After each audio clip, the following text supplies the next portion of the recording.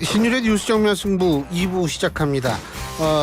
2부는 정면 인터뷰로 꾸며질 텐데요. 여러분들께서 의문사항이 있거나 제가 대신해서 질문할 문제가 있으시면 언제든지 샵 0945 우물정 0945로 문자를 주시면 제가 대신해서 여러분들 대신해서 여쭤보도록 하겠습니다. 자, 샵 0945 짧은 문자 50원, 긴 문자 100원입니다. 자, 신율의 뉴스 정면 승부 2부 여의도 정면 승부, 오늘은 국민의힘 조희진 의원 연결하겠습니다. 조 의원님 안녕하세요. 예, 안녕하십니까. 조혜진입니다. 예. 아유, 죄송한 표현이지만 국민의힘 난리가 났어요. 예. 이게 자, 예. 일단 김기현 대표가 오늘 4시쯤 최고위에서 이런 얘기했죠. 국민 눈높이에 맞지 않는 모든 기득권을 내려놓겠다. 예. 그런데 그리고 또 이제 혁신에 혁신한 공간위에 반영하겠다. 당 주류의 희생 요구는 나중에 이행하겠다. 이게 그러니까 같은 얘기가 계속 나온 것 같은데 어떻게 평가하십니까? 그동안에 당의 혁신 필요성에 대해서 당대표나 또 우리 당원들, 국회의원들이 다 공감을 해온 그 취지에 대해서는 김기현 대표도 다른 의견이 없다. 근데 그거를 시행하는 데 있어 가지고는 전략적인 포석이 필요하고 또 내용도 좀 더 구체적으로 구체화해야 되고 그리고 각 혁신 방안마다 내용을 어떻게 하고 실행 시점을 어떻게 하고 또 방식을 어떻게 할 것인지에 대해서는 면밀한 계획이 필요하다. 그런 면밀한 검토 계획을 가지고 하나하나 실행해 나가겠다. 혁신은 중단된 게 아니라 계속되는 것이다. 이제 행동으로 하나씩 보여주겠다. 그런 뜻을 표시한 것 아닌가 싶습니다. 네. 근데 내용이 구체화된다. 지금 김기현 대표 쪽에 지금 제시하고 있는 내용은 이미 구체화된 거 아닌가요? 당대표 사퇴하라. 그 부분도 본인이 고민은 하시겠죠. 주변에서 그런 주장들이 있으니까 결론은 어떻게 될는지 모르겠지만은 고민은 하실 것인데 그런 문제까지 다 포함해서 혁신위가 제시한 방안들을 실행할 구체적인 방법 또 절차 이런 걸 같이 고민을 하고 있으리라고 봅니다. 사퇴가 필요하다고 보십니까, 조 의원님? 저는 김기현 대표 사퇴가 해법이다라고 보는 시각에는 동의하지 않습니다. 이유는요?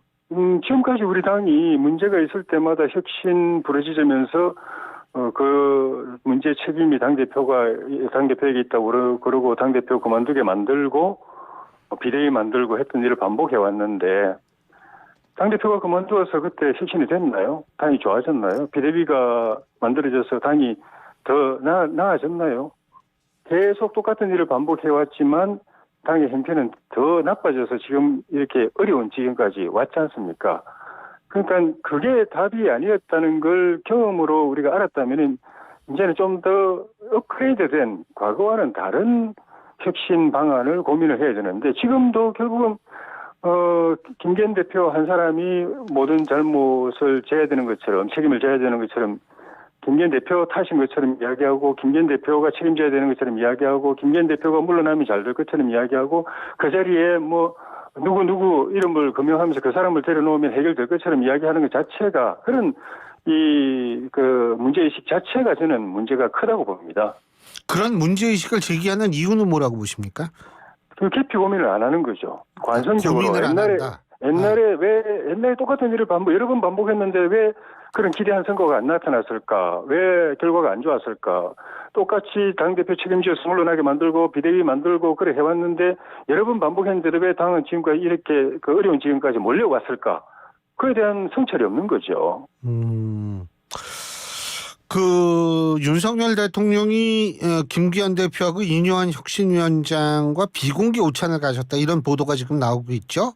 근데 예. 이 자리에서 당과 협력하면 혁신이 말이에요. 100% 완성되지 않겠느냐 이 예. 얘기를 했다고 얘기를 하는데 예. 결국은 이 100% 완성된다는 의미가 뭘까? 예? 예. 이게 사실은 친윤 당 지도부 모조리 불출마나 험지출마하고 당대표 사퇴하는 이런 거 아니냐 뭐 이런 해석 나오는 거 아닙니까? 어떻게 보십니까? 저는 뭐 대통령 생각을 정확하게 알 수는 없지만 그런 것은 아닐 것이라고 생각합니다.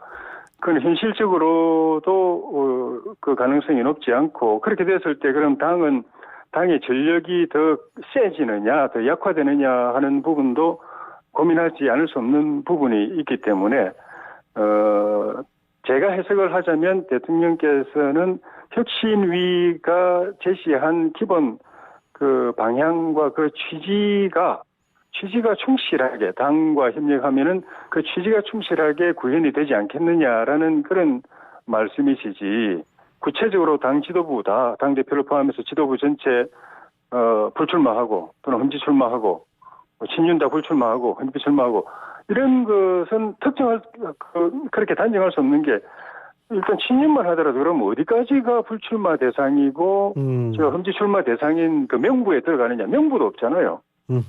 그럼 구체적인 내용이 없습니다. 그러니까 내용이 없는 것을 100% 한다는 것은 결국은 취지를 100% 살린다라는 의미로 해석할 수밖에 없다고 봅니다. 그 조희진 의원님이 보실 때 예. 윤석열 대통령이 지금 김기현 대표를 100% 신임하고 있다고 보십니까? 100%는 우리 당원들도 우리 손으로 뽑은 지도부가 우리가 기대했던 그런 역할을 해줬느냐에 대해서 다 미흡함을 느끼고 있기 때문에 대통령도 같은 입장이실 거라고 생각합니다.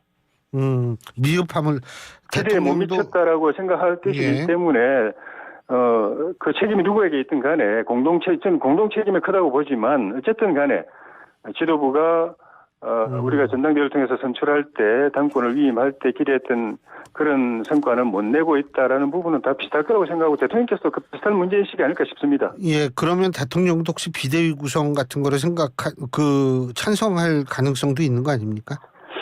그것도 역시 같은 고민의 지점에 대통령께서도 서 계시지 않을까 싶습니다. 비대위가 답이냐? 비대위를 하면 문제가 해결이 되느냐? 누구를 앉히면은 그 사람이 해결사가 돼가지고 우리가 안고 있는 이런 문제를 척척 해결해낼 것이냐, 낼 수 있는 것이냐, 그 문제에 대한 고민은 없을 수가 있겠습니까? 결국 불만은 있지만 비대위를 가는 건 모험이 너무 크다. 이렇게 요약될 수 있나요? 확실한 대안이나 해법이 없으면은 그게 더 큰 혼란을 불러일으키고 그 과정에서 또 새로운 권력 투쟁이 벌어질 수도 있기 때문에.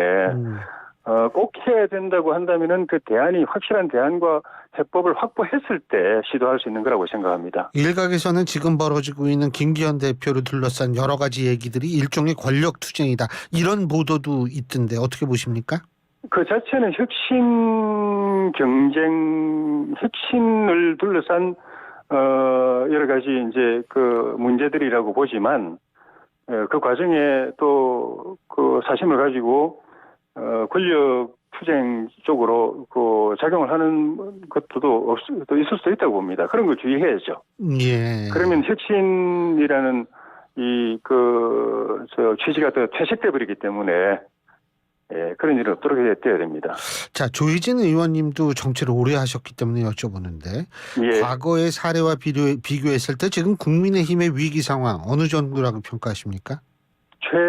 제가 보수 정당에 들어온 게 96년도 1월 달이었는데 예. 지금까지 보수 정당은 계속 위축되고 입지가 좁아지고 더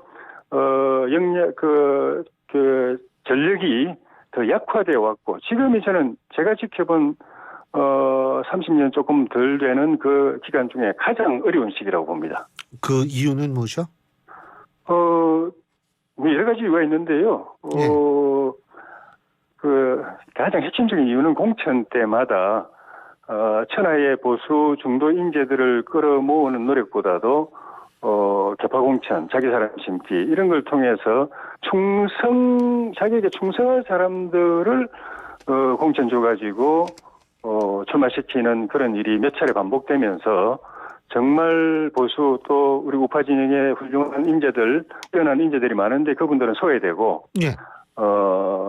그렇지 못한 공천이 많이 이루어져서 전력도 약화되고 보수 진영, 우파 진영 내부도 또 분열되고 했던 그런 것들이 누적된 것이 오늘 이런 결과의 가장 핵심적인 이유가 아닌가. 그래서 보수를 다시 살리려고 한다면 혁신을 해야 된다고 한다면 그 점에서 그런 과거에 잘못된 이 파동을 불러왔던 공천을 개파공천, 줄세우기 공천 이런 거를 다시 재현하지 않는 것이 굉장히 중요한 과제라고 생각합니다. 조희진 의원님이 지금 30년 동안 가장 어려운 시기다라고 예. 평가를 하셨는데 그렇다면 이준석 전 대표가 국민의힘이 내년 총선에서 83석에서 87석 정도의 의석을 획득할 것이다라고 얘기했는데 이 부분 동의하십니까? 그거는 어떻게 보면 좀 일종의 이슈 파이팅, 이슈 플레이 차원에서 물론 자기 나름으로 어떤 조사 결과를 가지고 하는지는 모르겠지만은 그렇게 구체적인 수치로 확정할 수 있는 단계는 전혀 아니고요. 예. 어려운 상황이란 거는 우리 당내 분석을 통해서 나와 있지만은 구체적으로 몇 석이라고 말하는 것 자체가 그거는 객관성이 없다고 보고 다만 이제 이대로 가면 여기서 새로운 변화와 반전이 없이 이대로 가면은 굉장히 어려울 거다라는 건 누가 말하지 않더라도 다 공감하고 있는데 앞으로 남은 기간 동안에 반전의 노력 또 그런 결과가 나올 수 있는 충분한 시간이 있기 때문에 미리 단정할 필요는 없다고 봅니다. 그 반전의 노력이라는 것 중에 하나가 한동훈 법무부 장관의 등판도 포함이 되나요?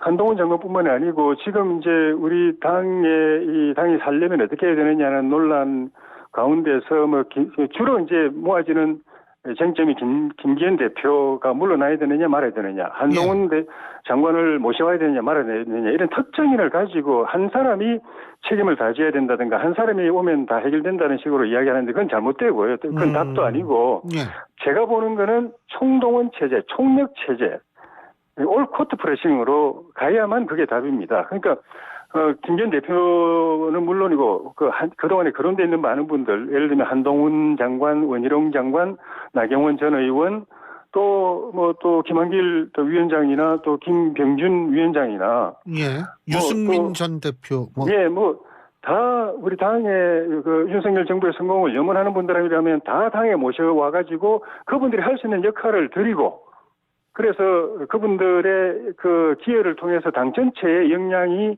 극대화되는 쪽으로 시스템을 만들고 그림을 그리고 그분들 한 분 한 분 모셔와가지고 영역을 공간을 만들어 드리고 권한을 드리고 하는 그것이 이 대안이고 해법이지 한 사람 물러나면 해결되고 또는 한 사람 데려와서 그 자리에 앉으면 해결되고 이거는 정말 부질없는 논란을 벌이고 있는 겁니다.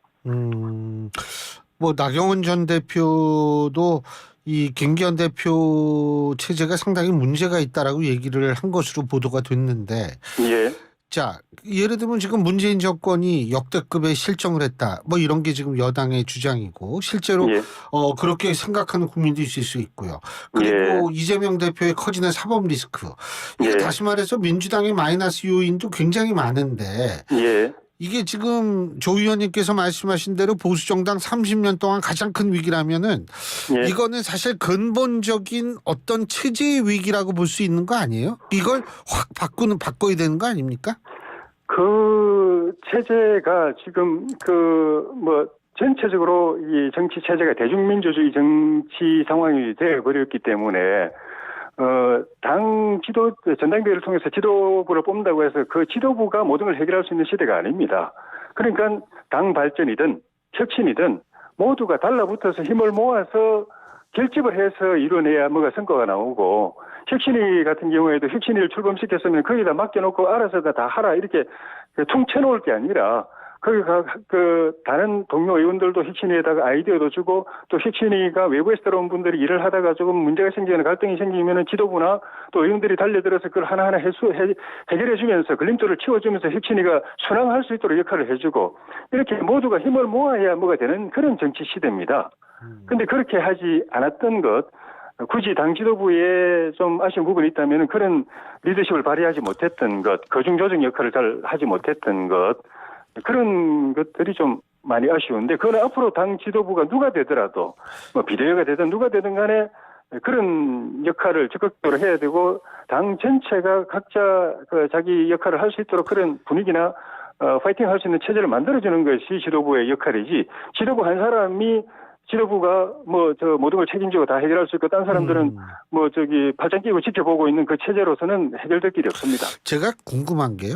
예. 선거가 다가올수록 당대표의 역할은 조금씩 줄는 거 아니에요? 공간위원장의 역할이 또 생기고 선대위가 구성이 되고 이렇게 되면 아무래도 당대표의 역할이나 이런 거는 줄지 않습니까? 옛날에 박근혜 당대표 같은 그런 분이 예외적으로 예.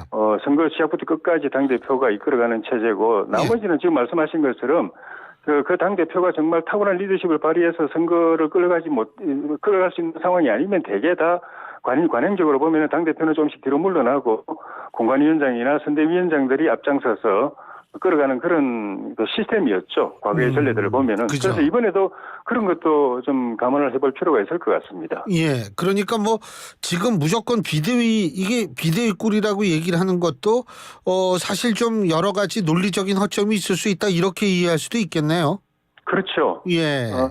그 과정에서도 우리가 또 치러야 될 그런 진통이 있을 수가 있고 분란, 아까 말씀드린 그런 내부 권력 투쟁 같은 것도 있을 수가 있고 그럼 그 비대위를 만들었을 때 지금 체제보다 훨씬 더 역량이 있고 뛰어나고 그리고 국민들의 신뢰를 받는 비대위를 만들어낼 그 면면을 비대위원장과 비대위원들을 지금의 국민이 우리 당원이 전당대회를 통해서 직접 선출한 당대표와 최고위원보다도 훨씬 더 나은 사람들을 확보할 수 있느냐라는 부분에 대한 확실한 답이 없으면 예. 하고 싶어도 함부로 할 수 없는 거죠. 예. 근데 사실 국민의힘 지금만 조혜진 의원님이 국민의힘 의원이시기 때문에 국민의힘만 여쭤봤는데 예. 사실 민주당 사정도 만만치 않죠. 예. 예, 그렇죠. 그거는 또 3부에서 저희가 또 여쭤보도록 하겠습니다. 자, 예. 조 의원님 오늘 말씀 여기까지 듣겠습니다. 고맙습니다. 예, 고맙습니다. 예, 지금까지 국민의힘 조혜진 의원이었습니다.